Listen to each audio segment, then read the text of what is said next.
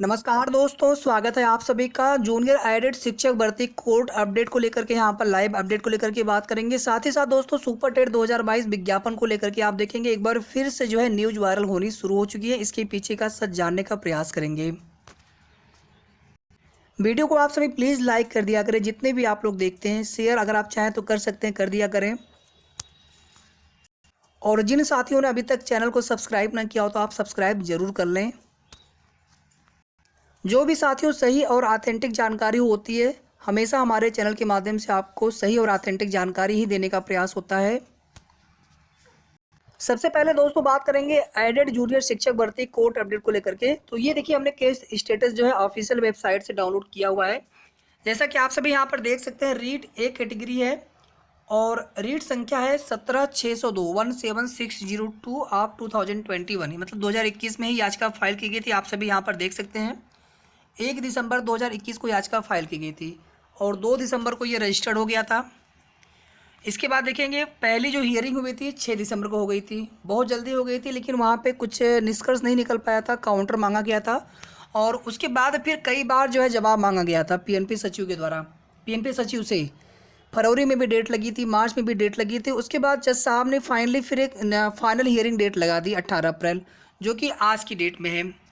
तो उम्मीद तो बहुत ज़्यादा है साथियों कि कम से कम अब तो ये लोग हम सभी पर तरस खा करके मामले का निस्तारण करवा दें और भर्ती आगे बढ़ाएं, या फिर से समय मांगेंगे यहाँ पर कि कमेटी की रिपोर्ट अभी तैयार नहीं, क्या हुआ, क्योंकि वो सब जानकारी मिल नहीं पाई। और परसों देखिए शनिवार था, पीएनपी कार्यालय बंद था, कल छुट्टी थी। इस वजह से दोस्तों 2 दिन में कोई भी जानकारी नहीं मिल पाई और ना ही मैं आपको कोई भी सूचना मैं आपको दे पाया था समिति की रिपोर्ट को लेकर के। आज सुनवाई होने जा रही कोर्ट में, तो उसके बाद सब कुछ क्लियर हो जाना है। 18 अप्रैल 2022 case is listed in court number 32। Court number 32 में लिस्टेड है सीरियल नंबर 3 पर। सीरियल नंबर 3 का मतलब है कि 10 से 15 मिनट के बाद जो है अपने केस का नंबर आ जाएगा, मैक्सिमम 10 से 15 मिनट के बाद।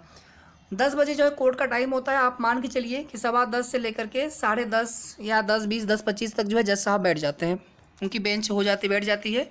और जस्टिस सिद्धार्थ सर की बेंच है ये, और कुमारी अंतिमा शुक्ला एंड 16 अदर्स। तो ये कुल 17 याचिका करता है इसमें। और मामला वही है साथियों कि प्रत्यावेदन की जो जांच की जानी थी वो नहीं की गई और ना ही उन छात्रों का रिवाइज्ड रिजल्ट जारी किया गया। और कई बार जो है कोर्ट की तरफ से जवाब भी मांगा गया था, जवाब भी तलब किया गया था पीएनपी सचिव से। लेकिन आप सभी जानते हैं कि मामला वही था कि पहले के जो सचिव थे संजय उपाध्याय सर, वो जेल में है और इस वजह से जो है लाकर खोल नहीं पा रहा था वर्तमान पीएनपी सचिव के द्वारा।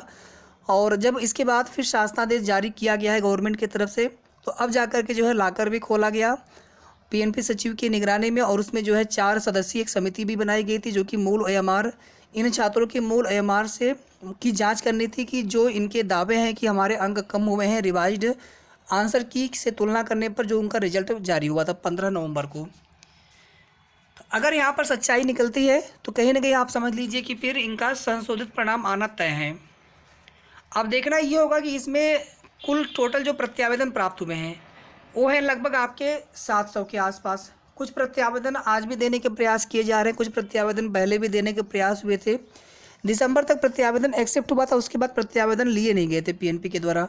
हो सकता है कुछ प्रत्यावेदन आप सभी के एक्सेप्ट हो जाए। तो देखना ये होगा कि सरकार यहाँ पर या फिर पीएनपी यहाँ पर सभी का रिवाइज्ड रिजल्ट जारी करती है। अगर यहाँ पर प्रत्यावेदन की जो शिकायत अगर उस पर जाँच अगर सही निकलती है उसके बाद, या फिर केवल याचिकाकर्ताओं की ही यहाँ पर संशोधित परिणाम घोषित होते हैं। कुछ कहा नहीं जा सकता, जब चीज़ें कोर्ट में होती है वहाँ पे कोर्ट से क्या आदेश होता है, क्या ऑर्डर होता है।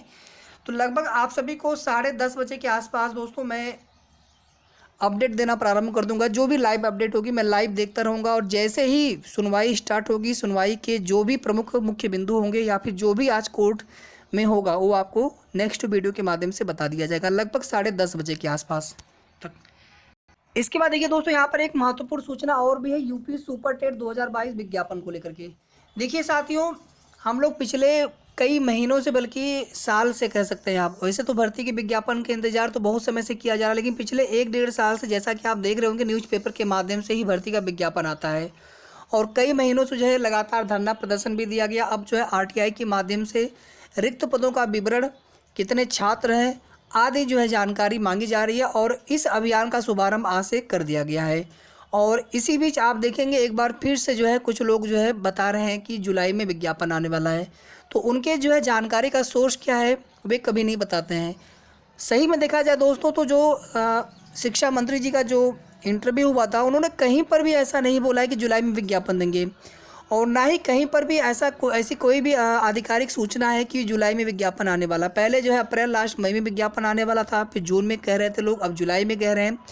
तो ये पूरी तरह से फेक और फर्जी भी हो सकता है। बाकी हम लोग प्रयास कर रहे हैं, तो हम लोग ये उम्मीद कर रहे हैं दोस्तों कि सरकार जल्द एक प्राथमिक शिक्षक भर्ती का विज्ञापन दे।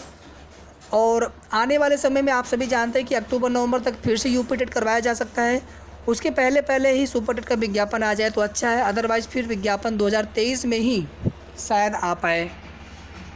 तो जब तक किसी खबर की ऑथेंटिसिटी चेक ना हो जाए या खबर की कन्फर्म पुष्टि ना हो जाए, कोई आधिकारिक सूचना ना हो, तब तक आप सभी तैयारी करते रहें। हम लोग पूरी तरह से ये तो नहीं मान कर चल सकते हैं कि जुलाई में विज्ञापन आ जाएगा, बट इतना अवश्य है कि हम लोग कोशिश कर रहे हैं, तो हो सकता है कि कुछ पदों पर जो है नोटिफिकेशन जुलाई तक देखने को मिल जाए।